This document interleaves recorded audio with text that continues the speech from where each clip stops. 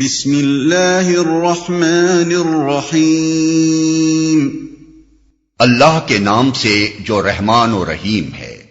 وَلَقَدْ آتَيْنَا دَاوُودَ مِنَّا فَضْلًا يَا جِبَالُ أَوِّبِي مَعَهُ وَالطَّيْرَ وَأَلَنَّا لَهُ الْحَدِيدَ أَنِ اعْمَلْ سَابِغَاتٍ وَقَدِّرْ فِي السَّرْدِ وَاعْمَلُوا صَالِحًا إِنِّي بِمَا تَعْمَلُونَ بَصِيرٌ۔ ہم نے داؤد کو اپنے ہاں سے بڑا فضل عطا کیا تھا۔ ہم نے حکم دیا کہ اے پہاڑوں، اس کے ساتھ ہم آہنگی کرو، اور یہی حکم ہم نے پرندوں کو دیا۔ ہم نے لوہے کو اس کے لیے نرم کر دیا اس ہدایت کے ساتھ کہ زرہیں بنا اور ان کے حلقے ٹھیک اندازے پر رکھ۔ اے آل داؤد، نیک عمل کرو، جو کچھ تم کرتے ہو اس کو میں دیکھ رہا ہوں۔ بڑا فضل عطا کیا تھا۔ اشارہ ہے ان بے شمار عنایات کی طرف جن سے اللہ تعالیٰ نے حضرت داؤد علیہ السلام کو نوازا تھا۔ وہ بیت اللحم کے رہنے والے قبیلہ یہودا کے ایک معمولی نوجوان تھے۔ فلسطینیوں کے خلاف ایک مارکے میں جالوت جیسے گرانڈیل دشمن کو قتل کر کے یکایک وہ بنی اسرائیل کی آنکھوں کا تارا بن گئے۔ اسی واقعے سے ان کا عروج شروع ہوا، یہاں تک کہ طالوت کی وفات کے بعد پہلے وہ حبرون یعنی موجودہ الخلیل میں یہودیہ کے فرمانروا بنائے گئے۔ پھر چند سال بعد تمام قبائل بنی اسرائیل نے مل کر ان کو اپنا بادشاہ منتخب کیا، اور انہوں نے یروشلم کو فتح کر کے اسے دولت اسرائیل کا پایہ تخت بنایا۔ یہ انہی کی قیادت تھی جس کی بدولت تاریخ میں پہلی مرتبہ ایک ایسی خدا پرست سلطنت وجود میں آئی جس کے حدود خلیج عقبہ سے دریائے فرات کے مغربی کناروں تک پھیلے ہوئے تھے۔ ان عنایات پر مزید وہ فضل خداوندی ہے جو علم و حکمت، عدل و انصاف اور خدا ترسی و بندگی حق کی صورت میں ان کو نصیب ہوا۔ یہی حکم ہم نے پرندوں کو دیا۔ یہ مضمون اس سے پہلے سورہ انبیاء آیت 79 میں گزر چکا ہے، اور وہاں ہم اس کی تشریح بھی کر چکے ہیں۔ حلقے ٹھیک اندازے پر رکھ۔ یہ مضمون بھی سورہ انبیاء آیت 80 میں گزر چکا ہے، اور وہاں اس کی تشریح کی جا چکی ہے۔ وَلِسُلَيْمَانَ الرِّيحَ غُدُوُّهَا شَهْرٌ وَرَوَاحُهَا شَهْرٌ وَأَسَلْنَا لَهُ عَيْنَ الْقِطْرِ وَمِنَ الْجِنِّ مَن يَعْمَلُ بَيْنَ يَدَيْهِ بِإِذْنِ رَبِّهِ وَمَن يَزِغْ مِنْهُمْ عَنْ أَمْرِنَا نُذِقْهُ مِنْ عَذَابِ السَّعِيرِ۔ اور سلیمان کے لیے ہم نے ہوا کو مسخر کر دیا، صبح کے وقت اس کا چلنا 1 مہینے کی راہ تک، اور شام کے وقت اس کا چلنا 1 مہینے کی راہ تک۔ ہم نے اس کے لیے پگھلے ہوئے تانبے کا چشمہ بہا دیا، اور ایسے جن اس کے تابع کر دیے جو اپنے رب کے حکم سے اس کے آگے کام کرتے تھے۔ ان میں سے جو ہمارے حکم سے سرتابی کرتا اس کو ہم بھڑکتی ہوئی آگ کا مزہ چکھاتے، ان میں سے جو ہمارے حکم سے سرتابی کرتا اس کو ہم بھڑکتی ہوئی آگ کا مزہ چکھاتے 1 مہینے کی راہ تک۔ یہ مضمون بھی سورہ انبیاء آیت 81 میں گزر چکا ہے، اور اس کی تشریح بھی وہاں کی جا چکی ہے۔ تانبے کا چشمہ بہا دیا۔ بعض قدیم مفسرین نے اس کا مطلب یہ لیا ہے کہ زمین سے ایک چشمہ حضرت سلیمان علیہ السلام کے لیے پھوٹ نکلا تھا، جس میں سے پانی کے بجائے پگھلا ہوا تانبا بہتا تھا۔ لیکن آیت کی دوسری تعبیر یہ بھی ہو سکتی ہے کہ حضرت سلیمان علیہ السلام کے زمانے میں تانبے کو پگھلانے اور اس سے طرح طرح کی چیزیں بنانے کا کام اتنے بڑے پیمانے پر کیا گیا کہ گویا وہاں تانبے کے چشمے بہ رہے تھے، اس کے آگے کام کرتے تھے۔ یہ جن جو حضرت سلیمان علیہ السلام کے لیے مسخر کیے گئے تھے، آیا یہ دہقانی اور کوہستانی انسان تھے یا واقعی وہی جن تھے جو ایک پوشیدہ مخلوق کی حیثیت سے دنیا بھر میں معروف ہیں؟ اس مسئلے پر بھی سورہ انبیاء اور سورہ نمل کی تفسیر میں ہم مفصل بحث کر چکے ہیں۔ يَعْمَلُونَ لَهُ مَا يَشَاءُ مِن مَّحَارِيبَ وَتَمَاثِيلَ وَجِفَانٍ كَالْجَوَابِ وَقُدُورٍ رَّاسِيَاتٍ اعْمَلُوا آلَ دَاوُودَ شُكْرًا وَقَلِيلٌ مِّنْ عِبَادِيَ الشَّكُورِ۔ وہ اس کے لیے بناتے تھے جو کچھ وہ چاہتا، اونچی عمارتیں، تصویریں، بڑے بڑے حوض جیسے لگن اور اپنی جگہ سے نہ ہٹنے والی بھاری دیگیں۔ اے آل داؤد، عمل کرو شکر کے طریقے پر، میرے بندوں میں کم ہی شکر گزار ہیں۔ تصویریں، اصل میں لفظ تماثیل استعمال ہوا ہے جو تمثال کی جمع ہے۔ تمثال عربی زبان میں ہر اس چیز کو کہتے ہیں جو کسی قدرتی شے کے مشابہ بنائی جائے، قطع نظر اس سے کہ وہ کوئی انسان ہو یا حیوان، کوئی درخت ہو یا پھول، یا دریا یا کوئی دوسری بے جان چیز۔ تمثال نام ہے ہر اس مصنوعی چیز کا جو خدا کی بنائی ہوئی کسی چیز کے مانند بنائی گئی ہو۔ لسان العرب۔ تمثال ہر اس تصویر کو کہتے ہیں جو کسی دوسری چیز کی صورت کے مماثل بنائی گئی ہو، خواہ وہ جاندار ہو یا بے جان۔ تفسیر کشاف۔ اس بنا پر قرآن مجید کے اس بیان سے لازم نہیں آتا کہ حضرت سلیمان علیہ السلام کے لیے جو تماثیل بنائی جاتی تھیں وہ ضرور انسانوں اور حیوانوں کی تصاویر یا ان کے مجسمے ہی ہوں گے۔ ہو سکتا ہے کہ وہ پھول پتیاں اور قدرتی مناظر اور مختلف قسم کے نقش و نگار ہوں جن سے حضرت سلیمان علیہ السلام نے اپنی عمارتوں کو آراستہ کرایا۔ غلط فہمی کا منشا بعض مفسرین کے یہ بیانات ہیں کہ حضرت سلیمان علیہ السلام نے انبیاء اور ملائکہ کی تصویریں بنوائی تھیں۔ یہ باتیں ان حضرات نے بنی اسرائیل کی روایات سے اخذ کر لیں اور پھر ان کی توجیہ یہ کی کہ پچھلی شریعتوں میں اس قسم کی تصویریں بنانا ممنوع نہ تھا، لیکن ان روایات کو بلا تحقیق نقل کرتے ہوئے ان بزرگوں کو یہ خیال نہ رہا کہ حضرت سلیمان علیہ السلام جس شریعت موسوی کے پیرو تھے اس میں بھی انسانی اور حیوانی تصاویر اور مجسمے اسی طرح حرام تھے جس طرح شریعت محمدیہ صلی اللہ علیہ وسلم میں حرام ہیں۔ اور وہ یہ بھی بھول گئے کہ بنی اسرائیل کے ایک گروہ کو حضرت سلیمان علیہ السلام سے جو عداوت تھی اس کی بنا پر انہوں نے آن جناب کو شرک و بت پرستی اور جادوگری اور زنا کے بدترین الزامات سے متہم کیا ہے۔ اس لیے ان کی روایات پر اعتماد کر کے اس جلیل القدر پیغمبر کے بارے میں کوئی ایسی بات ہرگز قبول نہ کرنی چاہیے جو خدا کی بھیجی ہوئی کسی شریعت کے خلاف پڑتی ہو۔ یہ بات ہر شخص کو معلوم ہے کہ حضرت موسیٰ علیہ السلام کے بعد حضرت عیسیٰ علیہ السلام تک بنی اسرائیل میں جتنے انبیاء بھی آئے ہیں وہ سب تورات کے پیرو تھے، اور ان میں سے کوئی بھی نئی شریعت نہ لایا تھا جو تورات کے قانون کی ناسخ ہوتی۔ اب تورات کو دیکھیے تو اس میں بار بار بصراحت یہ حکم ملتا ہے کہ انسانی اور حیوانی تصویریں اور مجسمے قطعاً حرام ہیں۔ تو اپنے لیے کوئی تراشی ہوئی مورت نہ بنانا، نہ کسی چیز کی صورت بنانا جو اوپر آسمان میں یا نیچے زمین پر یا زمین کے نیچے پانی میں ہے۔ خروج باب 20 آیت 4۔ تم اپنے لیے بت نہ بنانا اور نہ تراشی ہوئی مورت یا لاٹ اپنے لیے کھڑی کرنا، اور نہ اپنے ملک میں کوئی شبیہ دار پتھر رکھنا کہ اسے سجدہ کرو۔ اخبار باب 26 آیت 1۔ تا نہ ہو کہ تم بگڑ کر کسی شکل یا صورت کی کھودی ہوئی مورت اپنے لیے بنا لو جس کی شبیہ کسی مرد یا عورت یا زمین کے کسی حیوان یا ہوا میں اڑنے والے کسی پرند یا زمین میں رینگنے والے جاندار یا مچھلی سے جو زمین کے نیچے پانی میں رہتی ہے ملتی ہو۔ استثناء باب 4 آیت 16 اور 18۔ لعنت اس آدمی پر جو کاریگری کی صنعت کی طرح کھودی ہوئی یا ڈھالی ہوئی مورت بنا کر جو خداوند کے نزدیک مکروہ ہے اس کو کسی پوشیدہ جگہ میں نصب کرے۔ استثناء باب 27 آیت 15۔ انصاف اور صریح احکام کے بعد یہ بات کیسے مانی جا سکتی ہے کہ حضرت سلیمان علیہ السلام نے انبیاء اور ملائکہ کی تصویریں یا ان کے مجسمے بنانے کا کام جنوں سے لیا ہوگا؟ اور یہ بات آخر ان یہودیوں کے بیان پر اعتماد کر کے کیسے تسلیم کر لی جائے جو حضرت سلیمان علیہ السلام پر یہ الزام لگاتے ہیں کہ وہ اپنی مشرک بیویوں کے عشق میں مبتلا ہو کر بت پرستی کرنے لگے تھے۔ سلاطین باب 11۔ تاہم مفسرین نے تو بنی اسرائیل کی یہ روایات نقل کرنے کے ساتھ اس امر کی صراحت کر دی تھی کہ شریعت محمدیہ صلی اللہ علیہ وسلم میں یہ فعل حرام ہے۔ اس لیے اب کوئی شخص حضرت سلیمان علیہ السلام کی پیروی میں تصویریں اور مجسمے بنانے کا مجاز نہیں ہے، لیکن موجودہ زمانے کے بعض لوگوں نے جو اہل مغرب کی تقلید میں مصوری و بت تراشی کو حلال کرنا چاہتے ہیں قرآن مجید کی اس آیت کو اپنے لیے دلیل ٹھہرا لیا۔ وہ کہتے ہیں کہ جب ایک پیغمبر نے یہ کام کیا ہے اور اللہ تعالیٰ نے خود اپنی کتاب میں اس کے اس فعل کا ذکر کیا ہے اور اس پر کسی ناپسندیدگی کا اظہار بھی نہیں فرمایا ہے تو اسے لازماً حلال ہی ہونا چاہیے۔ ان مقلدین مغرب کا یہ استدلال دو وجوہ سے غلط ہے۔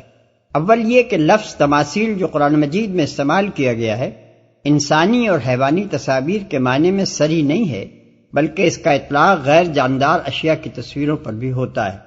اس لیے محض اس لفظ کے سہارے یہ حکم نہیں لگایا جا سکتا کہ قرآن کی روح سے انسانی اور حیوانی تصاویر حلال ہیں۔ دوسرے یہ کہ نہایت کثیر التعداد اور قوی الاسناد اور متواتر المعنی احادیث سے یہ ثابت ہے کہ نبی صلی اللہ علیہ وسلم نے ذی روح اشیاء کی تصویریں بنانے اور رکھنے کو قطعی حرام قرار دیا ہے۔ اس معاملے میں جو ارشادات حضور صلی اللہ علیہ وسلم سے ثابت ہیں اور جو آثار اکابر صحابہ سے منقول ہوئے ہیں انہیں ہم یہاں بیان کرتے ہیں۔ 1، ام المومنین حضرت عائشہ رضی اللہ عنہا سے مروی ہے کہ حضرت ام حبیبہ اور حضرت ام سلمہ رضی اللہ عنہا نے حبش میں ایک کنیسہ دیکھا تھا جس میں تصویریں تھیں۔ اس کا ذکر انہوں نے نبی صلی اللہ علیہ وسلم سے کیا۔ حضور صلی اللہ علیہ وسلم نے فرمایا ان لوگوں کا حال یہ تھا کہ جب ان میں کوئی صالح شخص ہوتا تو اس کے مرنے کے بعد وہ اس کی قبر پر ایک عبادت گاہ بناتے اور اس میں یہ تصویریں بنا لیا کرتے تھے۔ یہ لوگ قیامت کے روز اللہ کے نزدیک بدترین خلائق قرار پائیں گے۔ بخاری کتاب الصلاۃ، مسلم اور نسائی کتاب المساجد۔ 2، ابو حذیفہ کا بیان ہے کہ رسول اللہ صلی اللہ علیہ وسلم نے مصور پر لعنت فرمائی ہے۔ بخاری کتاب البیوع، کتاب الطلاق و کتاب اللباس۔ 3، ابو زرعہ رضی اللہ عنہ کہتے ہیں کہ ایک مرتبہ میں حضرت ابو ہریرہ رضی اللہ عنہ کے ساتھ ایک مکان میں داخل ہوا تو دیکھا کہ مکان کے اوپر ایک مصور تصویریں بنا رہا ہے۔ اس پر حضرت ابو ہریرہ رضی اللہ عنہ نے کہا کہ میں نے رسول اللہ صلی اللہ علیہ وسلم کو یہ فرماتے سنا ہے کہ اللہ تعالیٰ فرماتا ہے اس شخص سے بڑا ظالم کون ہوگا جو میری تخلیق کے مانند تخلیق کی کوشش کرے۔ یہ لوگ ایک دانہ یا ایک چونٹی تو بنا کر دکھائیں۔ بخاری کتاب اللباس، مسند احمد اور مسلم کی روایت میں تصریح ہے کہ یہ مروان کا گھر تھا۔ 4، ابو محمد حذلی حضرت علی رضی اللہ عنہ سے روایت کرتے ہیں کہ رسول اللہ صلی اللہ علیہ وسلم ایک جنازے میں شریک تھے۔ آپ نے فرمایا تم لوگوں میں سے کون ہے جو جا کر مدینے میں کوئی بت نہ چھوڑے جسے توڑ نہ دے، اور کوئی قبر نہ چھوڑے جسے زمین کے برابر نہ کر دے، اور کوئی تصویر نہ چھوڑے جسے مٹا نہ دے۔ ایک شخص نے عرض کیا میں اس کے لیے حاضر ہوں۔ چنانچہ وہ گیا مگر اہل مدینہ کے خوف سے یہ کام کیے بغیر پلٹ آیا۔ پھر حضرت علی رضی اللہ عنہ نے عرض کیا کہ یا رسول اللہ صلی اللہ علیہ وسلم میں جاتا ہوں۔ حضور صلی اللہ علیہ وسلم نے فرمایا اچھا تم جاؤ۔ حضرت علی رضی اللہ عنہ گئے اور واپس آ کر انہوں نے عرض کیا کہ میں نے کوئی بت نہیں چھوڑا جسے توڑ نہ دیا ہو، کوئی قبر نہیں چھوڑی جسے زمین کے برابر نہ کر دیا ہو، اور کوئی تصویر نہیں چھوڑی جسے مٹا نہ دیا ہو۔ اس پر حضور صلی اللہ علیہ وسلم نے فرمایا اب اگر کسی شخص نے ان چیزوں میں سے کوئی چیز بنائی تو اس نے اس تعلیم سے کفر کیا جو محمد صلی اللہ علیہ وسلم پر نازل ہوئی ہے۔ مسند احمد، مسلم کتاب الجنائز اور نسائی کتاب الجنائز میں بھی اس مضمون کی ایک حدیث منقول ہوئی ہے۔ 5، ابن عباس نبی صلی اللہ علیہ وسلم سے روایت کرتے ہیں اور جس شخص نے تصویر بنائی اسے عذاب دیا جائے گا اور مجبور کیا جائے گا کہ وہ اس میں روح پھونکے اور وہ نہ پھونک سکے گا۔ بخاری کتاب التعبیر، ترمذی ابواب اللباس، نسائی کتاب الزینہ، مسند احمد۔ 6، سعید بن ابی الحسن کہتے ہیں کہ میں ابن عباس رضی اللہ عنہ کے پاس بیٹھا تھا، اتنے میں ایک شخص آیا اور اس نے کہا کہ اے ابو عباس میں ایک ایسا شخص ہوں جو اپنے ہاتھ سے روزی کماتا ہے اور میرا روزگار یہ تصویریں بنانا ہے۔ ابن عباس رضی اللہ عنہ نے جواب دیا کہ میں تم سے وہی بات کہوں گا جو میں نے رسول اللہ صلی اللہ علیہ وسلم کو فرماتے سنی ہے۔ میں نے حضور صلی اللہ علیہ وسلم سے یہ بات سنی ہے کہ جو شخص تصویر بنائے گا اللہ اسے عذاب دے گا اور اسے نہ چھوڑے گا جب تک وہ اس میں روح نہ پھونکے، اور وہ کبھی روح نہ پھونک سکے گا۔ یہ بات سن کر وہ شخص سخت برافروختہ ہوا اور اس کے چہرے کا رنگ زرد پڑ گیا۔ اس پر ابن عباس رضی اللہ عنہ نے کہا کہ بندہ خدا اگر تجھے تصویر بنانی ہی ہے تو اس درخت کی بنا یا کسی ایسی چیز کی بنا جس میں روح نہ ہو۔ بخاری کتاب البیوع، مسلم کتاب اللباس، نسائی کتاب الزینہ، مسند احمد۔ 7، عبداللہ ابن مسعود رضی اللہ عنہ کہتے ہیں کہ نبی صلی اللہ علیہ وسلم نے فرمایا قیامت کے روز اللہ کے ہاں سخت ترین سزا پانے والے مصور ہوں گے۔ بخاری کتاب اللباس، مسلم کتاب اللباس، نسائی کتاب الزینہ، مسند احمد۔ 8، عبداللہ ابن عمر رضی اللہ عنہ نے بیان کیا کہ رسول اللہ صلی اللہ علیہ وسلم نے فرمایا جو لوگ یہ تصویریں بناتے ہیں ان کو قیامت کے روز عذاب دیا جائے گا۔ ان سے کہا جائے گا کہ جو کچھ تم نے بنایا ہے اسے زندہ کرو۔ بخاری کتاب اللباس، مسلم کتاب اللباس، نسائی کتاب الزینہ، مسند احمد۔ 9، حضرت عائشہ رضی اللہ عنہ سے روایت ہے کہ انہوں نے ایک تکیہ خریدا جس میں تصویریں بنی ہوئی تھیں۔ پھر نبی صلی اللہ علیہ وسلم تشریف لائے اور دروازے ہی میں کھڑے ہو گئے، اندر داخل نہ ہوئے۔ میں نے عرض کیا کہ میں خدا سے توبہ کرتی ہوں ہر اس گناہ پر جو میں نے کیا ہو۔ حضور صلی اللہ علیہ وسلم نے فرمایا یہ تکیہ کیسا ہے؟ میں نے عرض کیا یہ اس غرض کے لیے ہے کہ آپ یہاں تشریف رکھیں اور اس پر ٹیک لگائیں۔ فرمایا ان تصویروں کے بنانے والوں کو قیامت کے روز عذاب دیا جائے گا، ان سے کہا جائے گا کہ جو کچھ تم نے بنایا ہے اس کو زندہ کرو، اور ملائکہ یعنی ملائکہ رحمت کسی ایسے گھر میں داخل نہیں ہوتے جس میں تصویریں ہوں۔ بخاری کتاب اللباس، مسلم کتاب اللباس، نسائی کتاب الزینہ، ابن ماجہ کتاب التجارات، موطا کتاب الاستئذان۔ 10، حضرت عائشہ رضی اللہ عنہ فرماتی ہیں کہ ایک مرتبہ رسول اللہ صلی اللہ علیہ وسلم میرے ہاں تشریف لائے اور میں نے ایک پردہ لٹکا رکھا تھا جس میں تصویر تھی۔ آپ صلی اللہ علیہ وسلم کے چہرے کا رنگ بدل گیا اور پھر آپ نے اس پردے کو لے کر پھاڑ ڈالا اور فرمایا قیامت کے روز سخت ترین عذاب جن لوگوں کو دیا جائے گا ان میں سے وہ لوگ بھی ہیں جو اللہ کی تخلیق کے مانند تخلیق کی کوشش کرتے ہیں۔ مسلم کتاب اللباس، بخاری کتاب اللباس، نسائی کتاب الزینہ۔ 11، حضرت عائشہ رضی اللہ عنہ فرماتی ہیں کہ ایک دفعہ رسول اللہ صلی اللہ علیہ وسلم سفر سے واپس تشریف لائے اور میں نے اپنے دروازے پر ایک پردہ لٹکا رکھا تھا جس میں پردار گھوڑوں کی تصویریں تھیں۔ حضور صلی اللہ علیہ وسلم نے حکم دیا کہ اسے اتار دو اور میں نے اتار دیا۔ مسلم کتاب اللباس، نسائی کتاب الزینہ۔ 12، جابر بن عبداللہ رضی اللہ عنہ کہتے ہیں کہ رسول اللہ صلی اللہ علیہ وسلم نے اس سے منع فرما دیا کہ گھر میں تصویر رکھی جائے اور اس سے بھی منع فرما دیا کہ کوئی شخص تصویر بنائے۔ ترمذی ابواب اللباس۔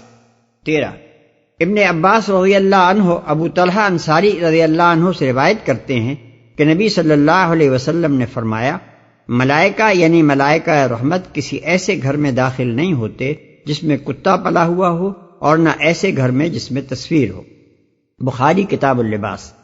14، عبداللہ ابن عمر رضی اللہ عنہ کہتے ہیں کہ ایک مرتبہ جبریل علیہ السلام نے نبی صلی اللہ علیہ وسلم کے پاس آنے کا وعدہ کیا مگر بہت دیر لگ گئی اور وہ نہ آئے۔ حضور صلی اللہ علیہ وسلم کو اس سے پریشانی ہوئی اور آپ گھر سے نکلے تو وہ مل گئے۔ آپ صلی اللہ علیہ وسلم نے ان سے شکایت کی تو انہوں نے کہا ہم کسی ایسے گھر میں داخل نہیں ہوتے جس میں کتا ہو یا تصویر ہو۔ بخاری کتاب اللباس۔ اس مضمون کی متعدد روایات بخاری، مسلم، ابو داؤد، ترمذی، نسائی، ابن ماجہ، امام مالک اور امام احمد نے متعدد صحابہ سے نقل کی ہیں۔ ان روایات کے مقابلے میں کچھ روایتیں ایسی بھی پیش کی جاتی ہیں جن میں تصاویر کے معاملے میں رخصت پائی جاتی ہے۔ مثلا ابو طلحہ انصاری کی یہ روایت کہ جس کپڑے میں تصویر کڑھی ہوئی ہو اس کا پردہ لٹکانے کی اجازت ہے، بخاری کتاب اللباس۔ اور حضرت عائشہ رضی اللہ عنہ کی یہ روایت کہ تصویردار کپڑے کو پھاڑ کر جب انہوں نے گدا بنا لیا تو حضور صلی اللہ علیہ وسلم نے اسے بچھانے سے منع نہ فرمایا، مسلم کتاب اللباس۔ اور سالم بن عبداللہ بن عمر کی یہ روایت کہ ممانت اس تصویر کی ہے جو نمایاں مقام پر نصب کی گئی ہو، نہ کہ اس تصویر کی جو فرش کے طور پر بچھا دی گئی ہو، مسند احمد۔ لیکن ان میں سے کوئی حدیث بھی دراصل ان احادیث کی تردید نہیں کرتی جو اوپر آپ نے سنی ہیں۔ جہاں تک تصویر بنانے کا تعلق ہے اس کا جواز ان میں سے کسی حدیث سے بھی نہیں نکلتا۔ یہ احادیث صرف اس مسئلے سے بحث کرتی ہیں کہ اگر کسی کپڑے پر تصویر بنی ہوئی ہو اور آدمی اس کو لے چکا ہو تو کیا کرے۔ اس باب میں ابو طلحہ انصاری رضی اللہ عنہ والی روایت کسی طرح بھی قابل قبول نہیں ہے کیونکہ وہ بکثرت دوسری صحیح احادیث سے ٹکراتی ہے جن میں نبی صلی اللہ علیہ وسلم نے تصویردار کپڑا لٹکانے سے نہ صرف منع فرمایا ہے بلکہ اسے پھاڑ دیا ہے۔ نیز خود ابو طلحہ رضی اللہ عنہ کا اپنا عمل جو ترمذی اور موطا میں منقول ہوا ہے وہ یہ ہے کہ تصویردار پردہ لٹکانا تو درکنار، وہ ایسا فرش بچھانے میں بھی کراہت محسوس کرتے تھے جس میں تصاویر ہوں۔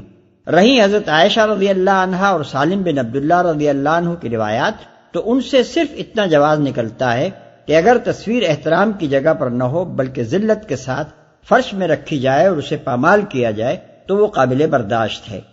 ان احادیث سے آخر اس پوری ثقافت کا جواز کیسے نکالا جا سکتا ہے جو تصویر کشی اور مجسمہ سازی کے آرٹ کو تہذیب انسانی کا قابل فخر کمال قرار دیتی ہے اور اسے مسلمانوں میں رواج دینا چاہتی ہے۔ تصاویر کے معاملے میں نبی صلی اللہ علیہ وسلم نے آخر کار امت کے لیے جو ضابطہ چھوڑا ہے اس کا پتہ اکابر صحابہ کے اس طرز عمل سے چلتا ہے جو انہوں نے اس باب میں اختیار کیا۔ اسلام میں یہ اصول مسلم ہے کہ کہ معتبر اسلامی ضابطہ وہی ہے جو تمام تدریجی احکام اور ابتدائی رخصتوں کے بعد حضور صلی اللہ علیہ وسلم نے اپنے آخر عہد میں مقرر کر دیا ہو، اور حضور صلی اللہ علیہ وسلم کے بعد اکابر صحابہ کا کسی طریقے پر عمل درآمد کرنا اس بات کا ثبوت ہے کہ اسی طریقے پر حضور صلی اللہ علیہ وسلم نے امت کو چھوڑا تھا۔ اب دیکھیے کہ تصویروں کے ساتھ اس مقدس گروہ کا کیا برتاؤ تھا۔ حضرت عمر رضی اللہ عنہ نے عیسائیوں سے کہا کہ ہم تمہارے کنیسوں میں اس لیے داخل نہیں ہوتے کہ ان میں تصویریں ہیں، بخاری کتاب الصلاۃ۔ ابن عباس رضی اللہ عنہ گرجا میں نماز پڑھ لیتے تھے مگر کسی ایسے گرجا میں نہیں جس میں تصویریں ہوں، بخاری کتاب الصلاۃ۔ ابو الحیاج اسدی کہتے ہیں کہ حضرت علی رضی اللہ عنہ نے مجھ سے کہا کیا نہ بھیجوں میں تم کو اس مہم پر جس پر رسول اللہ صلی اللہ علیہ وسلم نے مجھے بھیجا تھا، اور وہ یہ ہے کہ تم کوئی مجسمہ نہ چھوڑو جسے توڑ نہ دو، اور کوئی اونچی قبر نہ چھوڑو جسے زمین کے برابر نہ کر دو، اور کوئی تصویر نہ چھوڑو جسے مٹا نہ دو، مسلم کتاب الجنائز، نسائی کتاب الجنائز۔ ہنش الکنانی کہتے ہیں کہ حضرت علی رضی اللہ عنہ نے اپنی پولیس کے کوتوال سے کہا کہ تم جانتے ہو میں کس مہم پر تمہیں بھیج رہا ہوں؟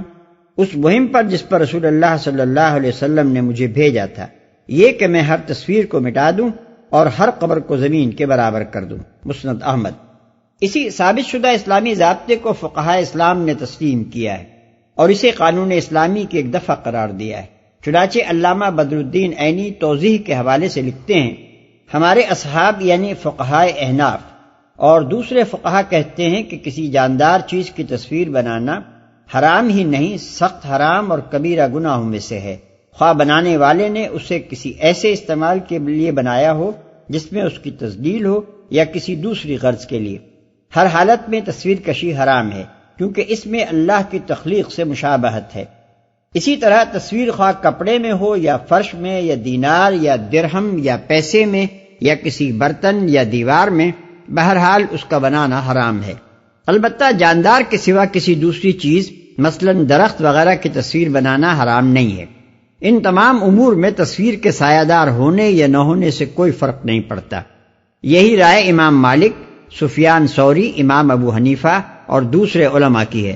قاضی ایاز کہتے ہیں کہ اس سے لڑکیوں کی گڑیاں مستثنیٰ ہیں، مگر امام مالک رحمۃ اللہ علیہ ان کے خریدنے کو بھی ناپسند کرتے تھے، عمدۃ القاری جلد 22 صفحہ 70۔ اسی مسلک کو امام نووی نے شرح مسلم میں زیادہ تفصیل کے ساتھ نقل کیا ہے، ملاحظہ ہو شرح نووی مطبوعہ مصر جلد 14 صفحہ 81 اور 82۔ یہ تو ہے تصویر سازی کا حکم۔ رہا دوسرے کی بنائی ہوئی تصویر کے استعمال کا مسئلہ، تو اس کے بارے میں فقہائے اسلام کے مسالک علامہ ابن حجر نے اس طرح نقل کیے ہیں۔ مالکی فقیہ ابن عربی کہتے ہیں کہ جس تصویر کا سایہ پڑتا ہو اس کے حرام ہونے پر تو اجماع ہے، قطع نظر اس سے کہ وہ تحقیر کے ساتھ رکھی گئی ہو یا نہ ہو۔ اس اجماع سے صرف لڑکیوں کی گڑیاں مستثنیٰ ہیں۔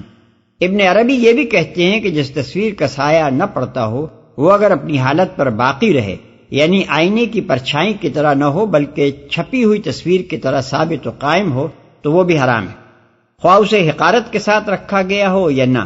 البتہ اگر اس کا سر کاٹ دیا گیا ہو یا اس کے اجزاء الگ الگ کر دیے گئے ہوں تو اس کا استعمال جائز ہے۔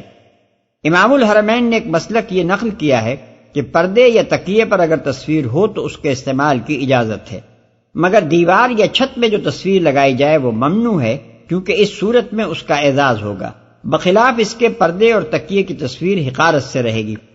ابن ابی شیبہ نے اکرمہ سے نقل کیا ہے کہ زمانہ تابعین کے علماء یہ رائے رکھتے تھے کہ فرش اور تکیے میں تصویر کا ہونا اس کے لیے باعث ذلت ہے۔ نیز ان کا یہ خیال بھی تھا کہ اونچی جگہ پر جو تصویر لگائی گئی ہو وہ حرام ہے اور قدموں میں جسے پامال کیا جاتا ہو وہ جائز ہے۔ یہی رائے ابن سیرین، سالم بن عبداللہ، اکرمہ بن خالد اور سعید بن جبیر سے بھی منقول ہے۔ فتح الباری جلد 10 صفحہ 300۔ اس تفصیل سے یہ بات بھی اچھی طرح واضح ہو جاتی ہے کہ اسلام میں تصاویر کی حرمت کوئی مختلف فی یا مشکوک مسئلہ نہیں ہے، بلکہ نبی صلی اللہ علیہ وسلم کے صریح ارشادات اور صحابہ کرام رضوان اللہ تعالی علیہم اجمعین کے عمل اور فقہاء اسلام رحمہم اللہ کے متفقہ فتاویٰ کی روح سے ایک مسلم قانون ہے جسے آج بیرونی ثقافتوں سے متاثر لوگوں کی موشگافیاں بدل نہیں سکتی۔ اس سلسلے میں چند باتیں اور بھی سمجھ لینی ضروری ہیں تاکہ کسی قسم کی غلط فہمی باقی نہ رہے۔ بعض لوگ فوٹو اور ہاتھ سے بنی ہوئی تصویر میں فرق کرنے کی کوشش کرتے ہیں، حالانکہ شریعت بجائے خود تصویر کو حرام کرتی ہے، نہ کہ تصویر سازی کے کسی خاص طریقے کو۔ فوٹو اور دستی تصویر میں تصویر ہونے کے لحاظ سے کوئی فرق نہیں ہے، ان کے درمیان جو کچھ بھی فرق ہے وہ طریقے تصویر سازی کے لحاظ سے ہے، اور اس لحاظ سے شریعت نے احکام میں کوئی فرق نہیں کیا ہے۔ بعض لوگ یہ استدلال کرتے ہیں کہ اسلام میں تصویر کی حرمت کا حکم محض شرک و بت پرستی کو روکنے کی خاطر دیا گیا ہے، اور اب اس کا کوئی خطرہ نہیں ہے، لہذا یہ حکم باقی نہ رہنا چاہیے، لیکن یہ استدلال بالکل غلط ہے۔ اول تو احادیث میں کہیں یہ بات نہیں کہی گئی ہے کہ تصاویر صرف شرک و بت پرستی کے خطرے سے بچانے کے لیے حرام کی گئی۔ دوسرے، یہ دعویٰ بھی بالکل بے بنیاد ہے کہ اب دنیا میں شرک و بت پرستی کا خاتمہ ہو گیا ہے۔ آج خود بر عظیم ہند و پاکستان میں کروڑوں بت پرست مشرکین موجود ہیں۔ دنیا کے مختلف خطوں میں طرح طرح سے شرک ہو رہا ہے۔ عیسائی اہل کتاب بھی حضرت عیسیٰ علیہ السلام اور حضرت مریم علیہ السلام اور اپنے متعدد اولیاء کی تصاویر اور مجسموں کو پوج رہے ہیں، حتیٰ کہ مسلمانوں کی ایک بہت بڑی تعداد بھی مخلوق پرستی کی آفتوں سے محفوظ نہیں ہے۔ بعض لوگ کہتے ہیں کہ صرف وہ تصویریں ممنوع ہونی چاہیے جو مشرکانہ نوعیت کی ہیں، یعنی ایسے اشخاص کی تصاویر اور مجسمے جن کو معبود بنا لیا گیا ہو۔ باقی دوسری تصویروں اور مجسموں کے حرام ہونے کی کوئی وجہ نہیں ہے، لیکن اس طرح کی باتیں کرنے والے دراصل شارع کے احکام و ارشادات سے قانون اخذ کرنے کے بجائے آپ ہی اپنے شارع بن بیٹھتے ہیں۔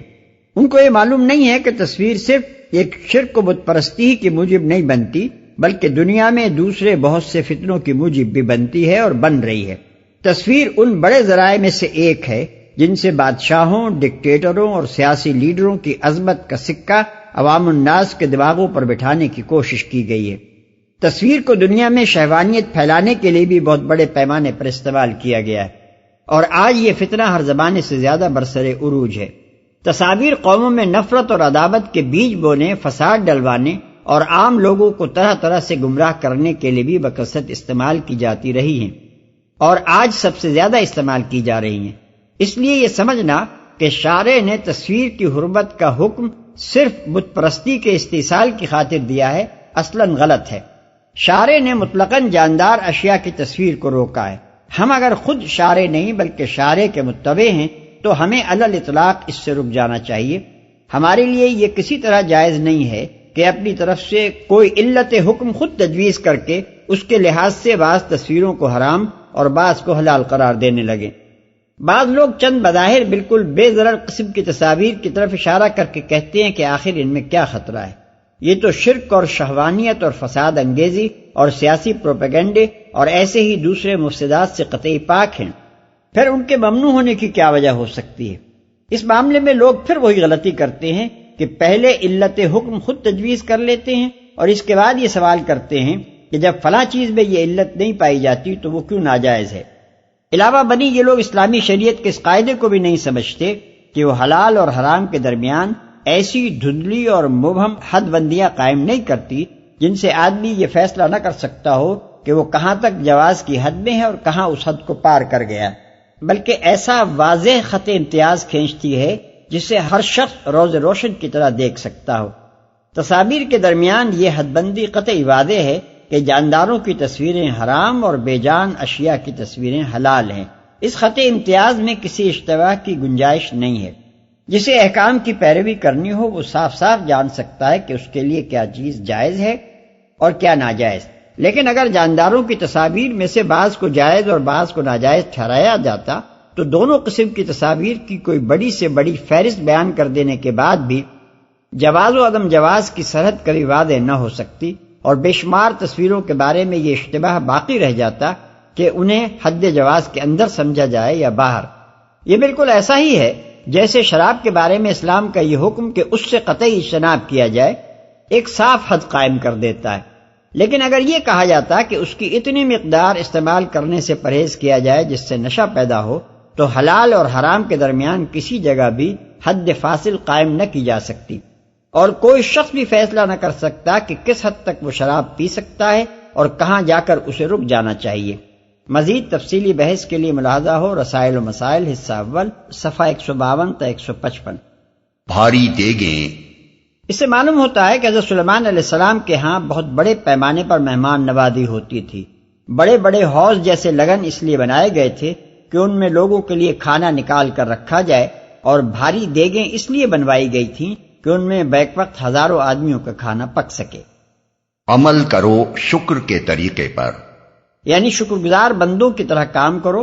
جو شخص نعمت دینے والے کا احسان محض زبان سے مانتا ہو مگر اس کی نعمتوں کو اس کی مرضی کے خلاف استعمال کرتا ہو، اس کا محض زبانی شکریہ بے معنی ہے۔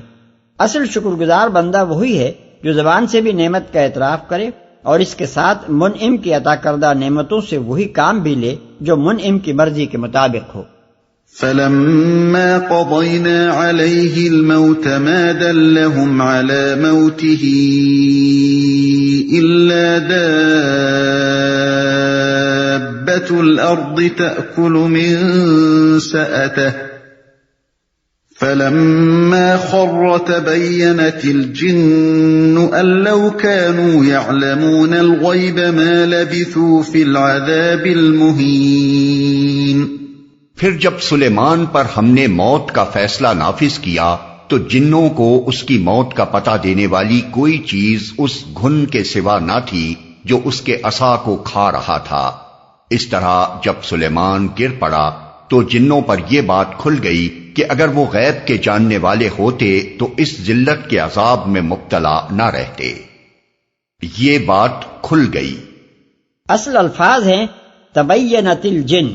اس فقرے کا ایک ترجمہ تو وہ ہے جو ہم نے اوپر متن میں کیا ہے، اور دوسرا ترجمہ یہ بھی ہو سکتا ہے کہ جنوں کا حال کھل گیا یا منکشف ہو گیا۔ پہلی صورت میں مطلب یہ ہوگا کہ خود جنوں کو پتہ چل گیا کہ غیب دانی کے متعلق ان کا زوم غلط ہے۔ دوسری صورت میں معنی یہ ہوں گے کہ عام لوگ جو جنوں کو غیب داں سمجھتے تھے ان پر یہ راز فاش ہو گیا کہ وہ کوئی علم غیب نہیں رکھتے، عذاب میں مبتلا نہ رہتے۔ موجودہ زمانے کے بعد مفسرین نے اس کی یہ تعویل کی ہے کہ حضرت سلیمان علیہ السلام کا بیٹا رجوعام چونکہ نالائق اور عیش پسند تھا اور خوشامدی مصاحبوں میں گھرا ہوا تھا، اس لیے اپنے جلیل القدر والد کی وفات کے بعد وہ اس بار عظیم کو نہ سنبھال سکا جو اس پر آ پڑا تھا۔ اس کی جانشینی کے تھوڑی مدت بعد ہی سلطنت کا قصر دھڑام سے زمین پر آ رہا، اور گرد و پیش کے جن سرحدی قبائل یعنی جنوں کو حضرت سلیمان علیہ السلام نے اپنی قوت قاہرہ سے خادم بنا رکھا تھا وہ سب قابو سے نکل گئے۔ لیکن یہ تعویل کسی طرح بھی قرآن کے الفاظ سے مطابقت نہیں رکھتی۔ قرآن کے الفاظ جو نقشہ ہمارے سامنے پیش کر رہے ہیں وہ یہ ہے کہ حضرت سلیمان علیہ السلام پر ایسی حالت میں موت طاری ہوئی جبکہ وہ ایک عصا کے سہارے کھڑے یا بیٹھے تھے۔ اس عصا کی وجہ سے ان کا بے جان جسم اپنی جگہ قائم رہا اور جن یہ سمجھتے ہوئے ان کی خدمت میں لگے رہے کہ وہ زندہ ہیں۔ آخر کار جب عصا کو گھل لگ گیا اور وہ اندر سے کھوکھلا ہو گیا تو ان کا جسم زمین پر گر گیا، اور اس وقت جنوں کو پتا چلا کہ ان کا انتقال ہو گیا ہے۔ اس صاف اور صریح بیان واقعہ کو آخر یہ معنی پہنانے کی کیا معقول وجہ ہے کہ گھن سے مراد حضرت سلیمان علیہ السلام کے بیٹے کی نالائقی ہے اور عصا سے مراد ان کا اقتدار ہے، اور ان کے مردہ جسم کے گر جانے سے مراد ان کی سلطنت کا پارا پارا ہو جانا ہے۔ اللہ تعالیٰ کو اگر یہی مضمون بیان کرنا ہوتا تو کیا اس کے لیے عربی مبین میں الفاظ موجود نہ تھے کہ اس ہیر پھیر کے ساتھ اسے بیان کیا جاتا؟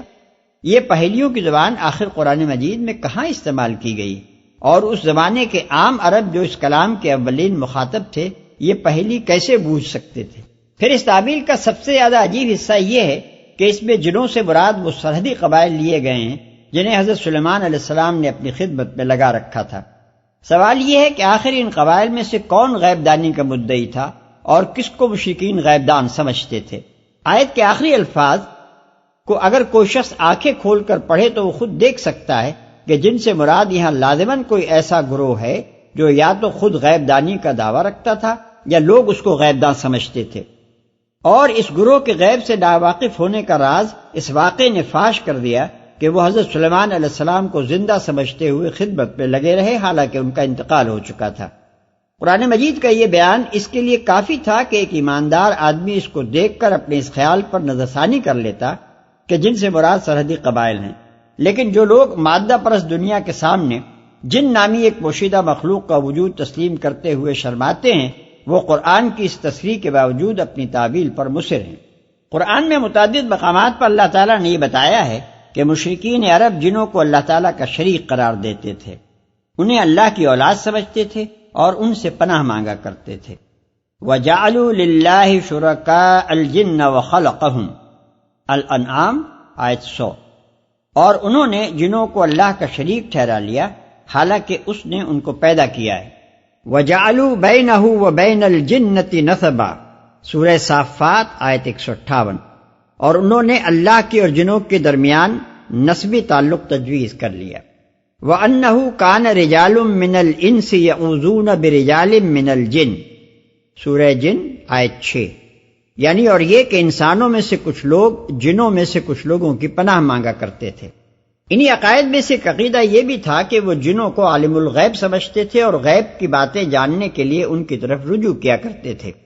اللہ تعالیٰ یہاں اسی عقیدے کی تردید کے لیے واقعہ سنا رہا ہے، اور اس سے مقصود کفار عرب کو یہ احساس دلانا ہے کہ تم لوگ خواہ مخواہ جاہلیت کے غلط عقائد پر اصرار کیے چلے جا رہے ہو، حالانکہ تمہارے یہ عقائد بالکل بے بنیاد ہیں۔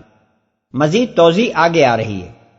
لقد كان لسبإ في مسكنهم آية جنتان عن يمين وشمال كلوا من رزق ربكم واشكروا له بلدة طيبة ورب غفور۔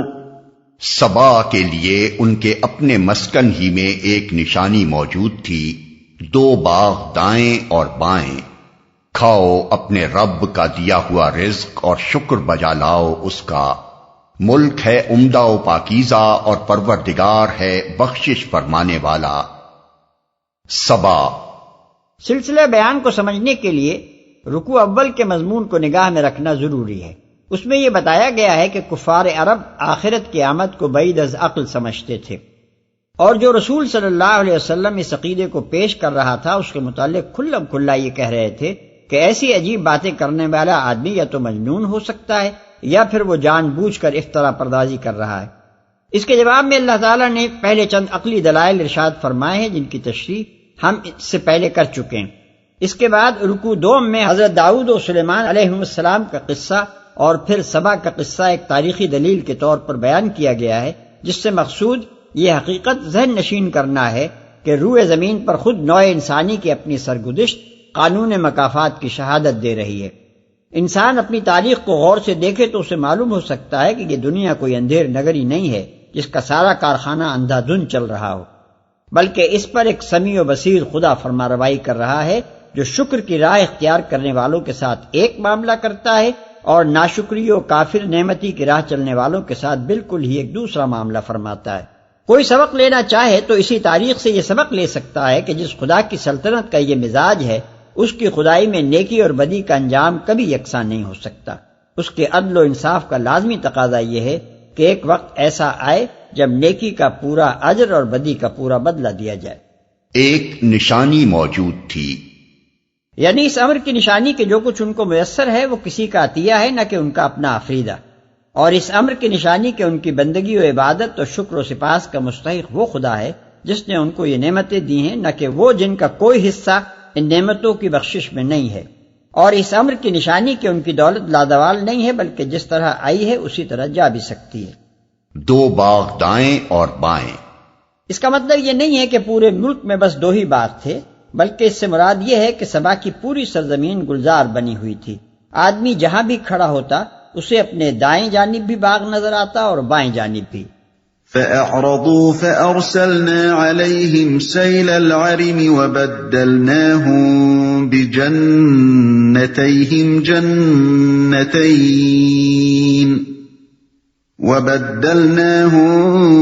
بجنتيهم جنتين ذواتي أكل خمط وأثل وشيء من سدر قليل۔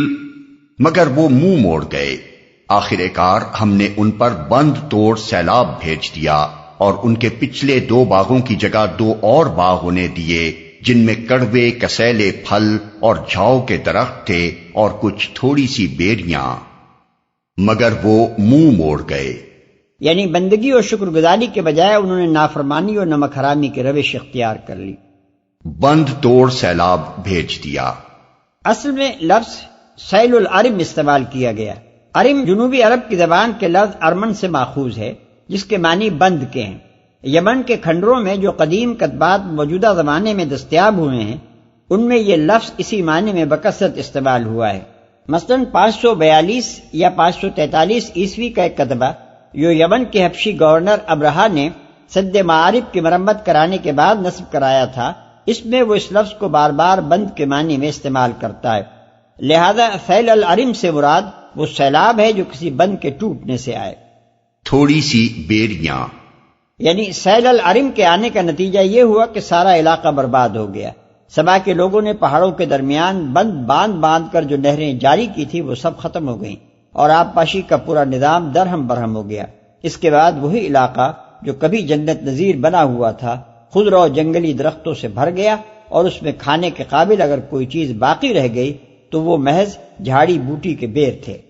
ذلك جزيناهم بما كفروا وهل نجازي إلا الكفور۔ یہ تھا ان کے کفر کا بدلہ جو ہم نے ان کو دیا، اور ناشکر انسان کے سوا ایسا بدلہ ہم اور کسی کو نہیں دیتے۔ وَجَعَلْنَا بَيْنَهُمْ وَبَيْنَ الْقُرَى الَّتِي بَارَكْنَا فِيهَا قُرًى ظَاهِرَةً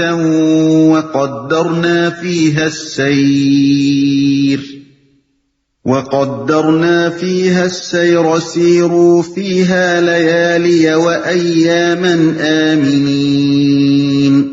اور ہم نے ان کے اور ان بستیوں کے درمیان جن کو ہم نے برکت عطا کی تھی نمایاں بستیاں بسا دی تھیں، اور ان میں سفر کی مسافتیں ایک اندازے پر رکھ دی تھیں۔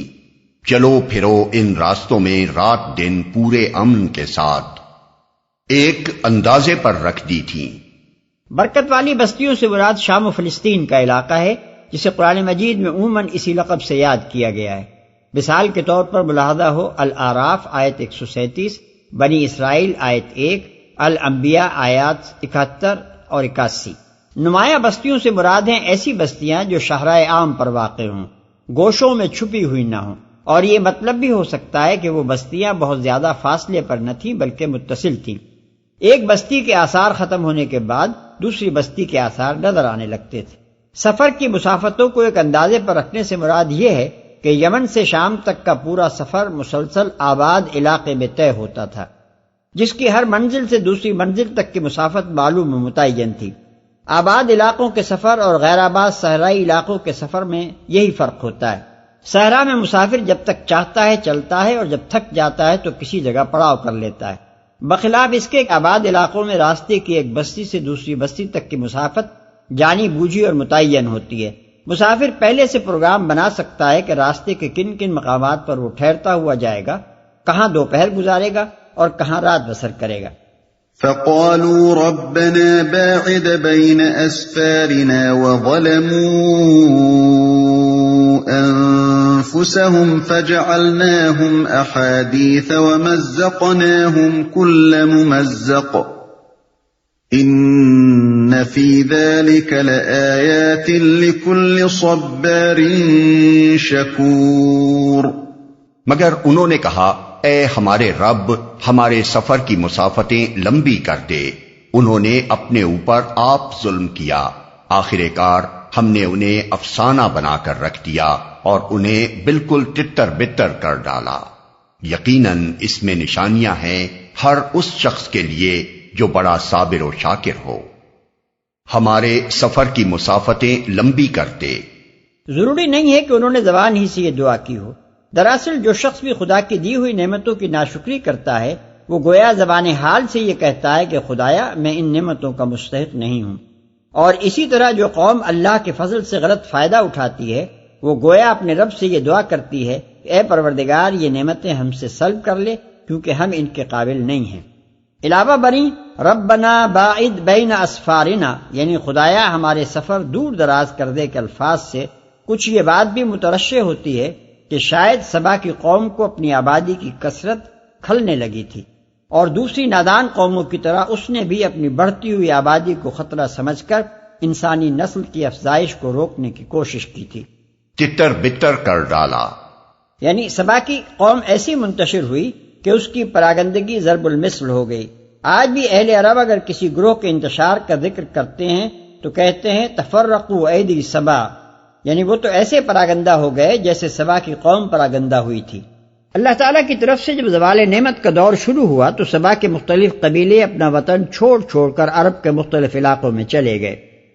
غسانیوں نے اردن اور شام کا رخ کیا، اوس و خزرج کے قبیلے یثرب میں جا بسے، خزاعہ نے جدے کے قریب تہامہ کے علاقے میں سکونت اختیار کی، ازد کا قبیلہ عمان میں جا کر آباد ہوا، لخم اور جذام اور کندہ بھی نکلنے پر مجبور ہوئے، حتیٰ کہ سبا نام کی کوئی قوم ہی دنیا میں باقی نہ رہی، صرف اس کا ذکر افسانوں میں رہ گیا۔ جو بڑا صابر و شاکر ہو۔ اس سیاق و سباق میں صابر و شاکر سے مراد ایسا شخص یا گروہ ہے جو اللہ کی طرف سے نعمتیں پا کر آپے سے باہر نہ ہو جائے، نہ خوشحالی پر پھولے اور نہ اس خدا کو بھول جائے جس نے سب کچھ اسے عطا کیا ہے۔ ایسا انسان ان لوگوں کے حالات سے بہت کچھ سبق لے سکتا ہے جنہوں نے عروج و ترقی کے مواقع پا کر نافرمانی کی روش اختیار کی اور اپنے انجام بد سے دوچار ہو کر رہے۔ وَلَقَدْ صَدَّقَ عَلَيْهِمْ إِبْلِيسُ ظَنَّهُ فَاتَّبَعُوهُ إِلَّا فَرِيقًا مِّنَ الْمُؤْمِنِينَ۔ ان کے معاملے میں ابلیس نے اپنا گمان صحیح پایا اور انہوں نے اسی کی پیروی کی بجز ایک تھوڑے سے گروہ کے جو مومن تھا۔ تاریخ سے یہ بات معلوم ہوتی ہے کہ قدیم زمانے سے قوم سبا میں ایک عنصر ایسا موجود تھا جو دوسرے معبودوں کو ماننے کے بجائے خدا واحد کو مانتا تھا۔ موجودہ زمانے کی اثری تحقیقات کے سلسلے میں یمن کے کھنڈروں سے جو کتبات ملے ہیں ان میں سے بعض اس قلیل عنصر کی نشاندہی کرتے ہیں۔ 650 قبل مسیح کے لگ بھگ زمانے کے بعض کتبات بتاتے ہیں کہ مملکت سبا کے متعدد مقامات پر ایسی عبادت گاہیں بنی ہوئی تھیں جو ذو سماوی یا ذو سماوی یعنی رب السما کی عبادت کے لیے مخصوص تھیں۔ بعض مقامات پر اس معبود کا نام ملکن ذو سماوی یعنی وہ بادشاہ جو آسمانوں کا مالک ہے لکھا گیا ہے۔ یہ عنصر مسلسل صدیوں تک یمن میں موجود رہا، چنانچہ 378 عیسوی کے کتبے میں بھی اللہ ذو سموی کے نام سے ایک عبادت گاہ کی تعمیر کا ذکر ملتا ہے۔ پھر 465 عیسوی کے کتبے میں یہ الفاظ پائے جاتے ہیں، یعنی اس خدا کی مدد اور تائید سے جو آسمانوں اور زمین کا مالک ہے۔ اسی زمانے کے ایک اور کتبے میں جس کی تاریخ 458 عیسوی ہے، اسی خدا کے لیے رحمان کا لفظ بھی استعمال کیا گیا ہے۔ اصل الفاظ ہے برد رحمان یعنی رحمان کی مدد سے۔ وَمَا كَانَ لَهُ عَلَيْهِمْ مِنْ سُلْطَانٍ إِلَّا لِنَعْلَمَ مَنْ يُؤْمِنُ بِالْآخِرَةِ مِمَّنْ هُوَ مِنْهَا فِي شَكٍّ وَرَبُّكَ عَلَى كُلِّ شَيْءٍ حَفِيظٌ۔ ابلیس کو ان پر کوئی اقتدار حاصل نہ تھا، مگر جو کچھ ہوا وہ اس لیے ہوا کہ ہم یہ دیکھنا چاہتے تھے کہ کون آخرت کا ماننے والا ہے اور کون اس کی طرف سے شک میں پڑا ہوا ہے۔ تیرا رب ہر چیز پر نگراں ہے، شک میں پڑا ہوا ہے۔ یعنی ابلیس کو یہ طاقت حاصل نہ تھی کہ ان کا ارادہ تو خدا کی فرمانبرداری کرنے کا ہو، مگر وہ زبردستی ان کا ہاتھ پکڑ کر انہیں نافرمانی کی راہ پر کھینچ لے گیا ہو۔ اللہ تعالیٰ نے جو کچھ بھی قدرت اس کو دی تھی وہ صرف اس حد تک تھی کہ وہ انہیں بہکائے اور ایسے تمام لوگوں کو اپنے پیچھے لگائے جو خود اس کی پیروی کرنا چاہیں، اور اس اغوا کے مواقع ابلیس کو اس لیے عطا کیے گئے تاکہ آخرت کے ماننے والوں اور اس کے آمد میں شک رکھنے والوں کا فرق کھل جائے۔ دوسرے الفاظ میں یہ ارشاد ربانی اس حقیقت کو واضح کرتا ہے کہ عقیدہ آخرت کے سوا کوئی دوسری چیز ایسی نہیں ہے جو اس دنیا میں انسان کو راہ راست پر قائم رکھنے کی ضامن ہو سکتی ہو۔ اگر کوئی شخص یہ نہ مانتا ہو کہ اسے مر کر دوبارہ اٹھنا ہے اور اپنے خدا کے حضور اپنے اعمال کی جواب دہی کرنی ہے تو وہ لازماً گمراہ و بدراہ ہو کر رہے گا، کیونکہ اس کے اندر سرے سے وہ احساس ذمہ داری پیدا ہی نہ ہو سکے گا جو آدمی کو راہ راست پر ثابت قدم رکھتا ہے۔ اسی لیے شیطان کا سب سے بڑا حربہ جس سے وہ آدمی کو اپنے پھندے میں پھانستا ہے یہ ہے کہ وہ اسے آخرت سے غافل کرتا ہے۔ اس کے اس فریب سے جو شخص بچ نکلے وہ کبھی اس بات پر راضی نہ ہوگا کہ اپنی اصل دائمی زندگی کے مفاد کو دنیا کی اس عارضی زندگی کے مفاد پر قربان کر دے۔ بخلاف اس کے جو شخص شیطان کے دام میں آ کر آخرت کا منکر ہو جائے یا کم از کم اس کی طرف سے شک میں پڑ جائے، اسے کوئی چیز اس بات پر آمادہ نہیں کر سکتی کہ جو نقد سودا اس دنیا میں ہو رہا ہے اس سے صرف اس لیے ہاتھ اٹھا لے کہ اس سے کسی بات کی زندگی میں نقصان پہنچنے کا اندیشہ ہے۔ دنیا میں جو شخص بھی کبھی گمراہ ہوا ہے اسی انکار آخرت یا شک فی الآخرت کی وجہ سے ہوا ہے۔ اور جس نے بھی راست روی اختیار کی ہے اس کے صحیح طرز عمل کی بنیاد ایمان بالآخرہ ہی پر قائم ہوئی ہے۔ رب ہر چیز پر نگراں ہے۔ قوم سبا کی تاریخ کی طرف یہ اشارات جو قرآن مجید میں کیے گئے ہیں ان کو سمجھنے کے لیے ضروری ہے کہ وہ معلومات بھی ہماری نگاہ میں رہیں جو اس قوم کے متعلق دوسرے تاریخی ذرائع سے فراہم ہوئی ہیں۔ تاریخ کی روح سے سبا جنوبی عرب کی ایک بہت بڑی قوم کا نام ہے جو چند بڑے بڑے قبائل پر مشتمل تھی۔ امام احمد، ابن جریر، ابن ابی حاتم، ابن عبد البر اور ترمذی نے رسول اللہ صلی اللہ علیہ وسلم سے یہ روایت نقل کی ہے کہ سبا عرب کے ایک شخص کا نام تھا جس کی نسل سے عرب میں حسب ذیل قبیلے پیدا ہوئے: کندا، ہمیر، ازد، اشعرین، مزہج، انمار، جس کی دو شاخیں ہیں خسعم اور بجیلہ، عاملہ، جدام، لقم اور غسان۔ بہت قدیم زمانے سے دنیا میں عرب کی اس قوم کا شہرہ تھا۔ 2500 قبل مسیح میں اور کے کتبات اس قوم کا ذکر صابون کے نام سے کرتے ہیں۔ اس کے بعد بابل اور عاشور یعنی اسیریا کے کتبات میں اور اسی طرح بائبل میں بھی کثرت سے اس کا ذکر آیا ہے۔ مثال کے طور پر ملاحظہ ہو زبور باب 72 آیت 15، یرمیا باب 6 آیت 20، حزقیኤل باب 27 آیت 22، باب 38 آیت 13، ایوب باب 6 آیت 19۔ یونان و روم کے مورخین و جغرافیہ نویس تھیوفراسٹس 288 قبل مسیح کے وقت سے مسیح کے بعد کی کئی صدیوں تک مسلسل اس کا ذکر کرتے چلے گئے ہیں۔ اس کا وطن عرب کا جنوبی مغربی کونا تھا جو آج یمن کے نام سے مشہور ہے۔ اس کے عروج کا دور 1100 برس قبل مسیح سے شروع ہوتا ہے۔ حضرت داؤد و سلیمان علیہ السلام کے زمانے میں ایک دولت مند قوم کی حیثیت سے اس کا شہرہ آفاق میں پھیل چکا تھا۔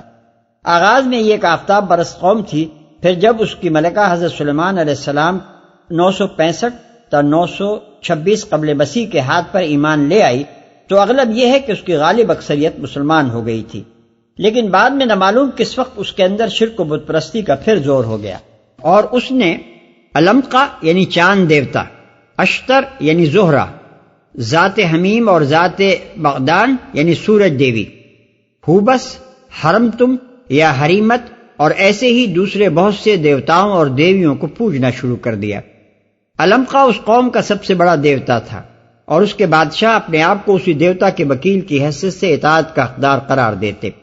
یمن میں بکثرت کتبات ملے ہیں جن سے معلوم ہوتا ہے کہ سارا ملک ان دیوتاؤں اور خصوصاً علمقہ کے مندروں سے بھرا ہوا تھا اور ہر اہم واقعے پر ان کے شکریہ ادا کیے جاتے تھے۔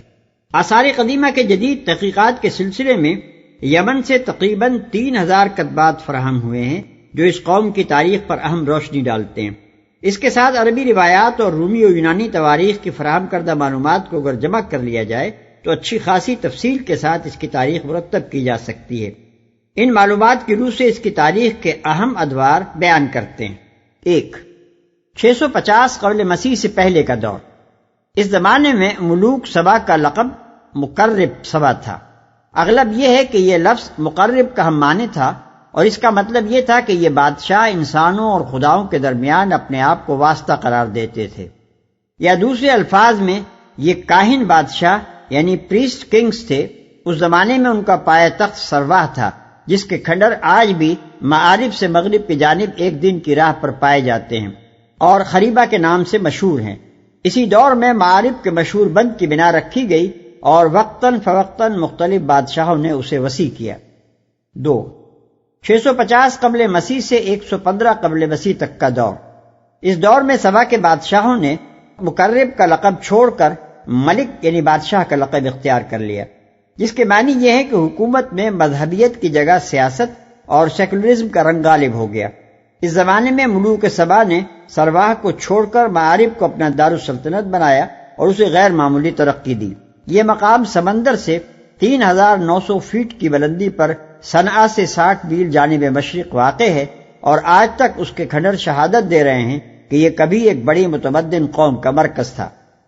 3. 115 قبل مسیح سے 300 عیسوی تک کا دور۔ اس زمانے میں سبا کی مملکت پر ہمیر کا قبیلہ غالب ہو گیا جو قوم سبا ہی کا ایک قبیلہ تھا اور تعداد میں دوسرے قبائل سے بڑھا ہوا تھا۔ اس دور میں معارب کو اجاڑ کر ریدان پایہ تخت بنایا گیا جو قبیلہ ہمیر کا مرکز تھا۔ بعد میں یہ شہر ظفار کے نام سے موسوم ہوا۔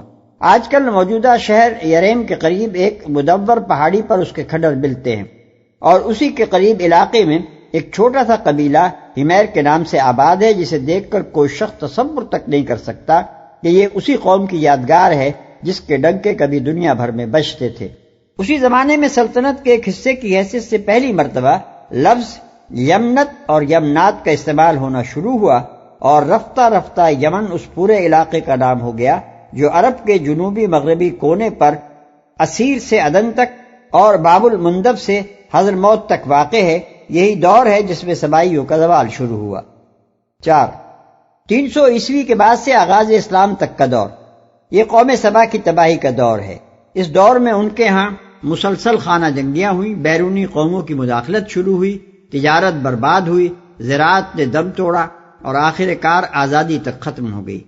پہلے ریدانیوں، ہمیریوں اور ہمدانیوں کی باہمی نزاعات سے فائدہ اٹھا کر 340 سے 378 تک یمن پر حبشیوں کا قبضہ رہا۔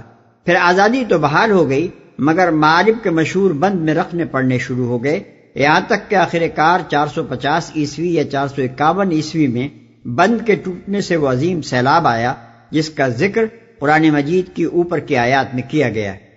اگرچہ اس کے بعد ابراہہ کے زمانے تک اس بند کی مسلسل مرمتیں ہوتی رہیں، لیکن جو آبادی منتشر ہو چکی تھی وہ پھر جمع نہ ہو سکی، اور نہ آبپاشی و زراعت کا وہ نظام جو درہم برہم ہو چکا تھا دوبارہ بحال ہو سکا۔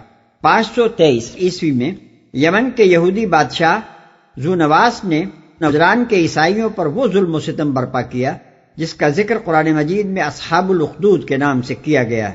اس کے نتیجے میں حبش کی عیسائی سلطنت یمن پر انتقاماً حملہ آور ہو گئی اور اس نے سارا ملک فتح کر لیا۔